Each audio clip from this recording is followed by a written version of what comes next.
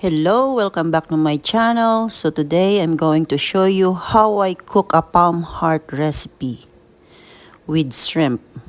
So let's get started.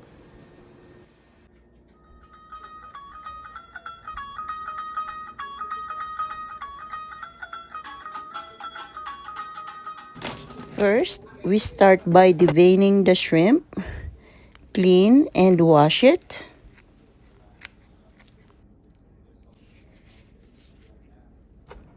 Finely chop garlic, chop onions, chop spring onions, and some carrots.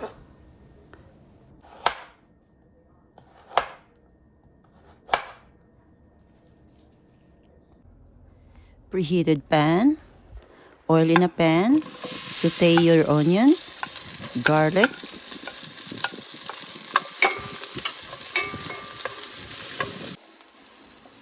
add shrimp,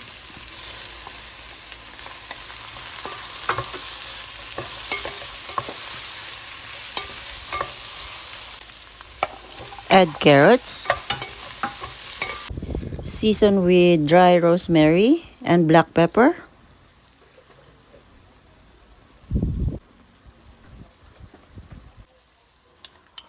onion powder,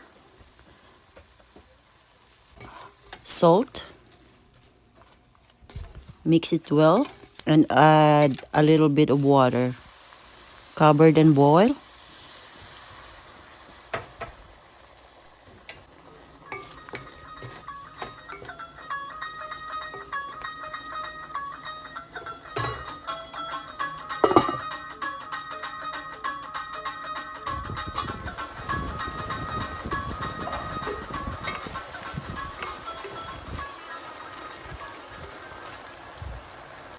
Next, add palm heart and add your 4 tablespoons plain yogurt. Mix it gently. And next, add oyster sauce.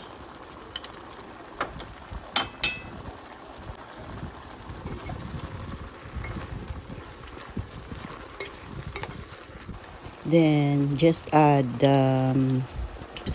tomato paste. Mixed and cover, bring it to boil.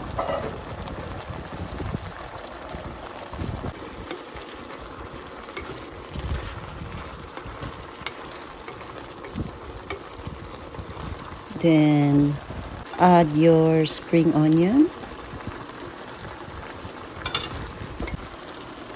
and sprinkle with your grounded peanut. Now it's ready to serve.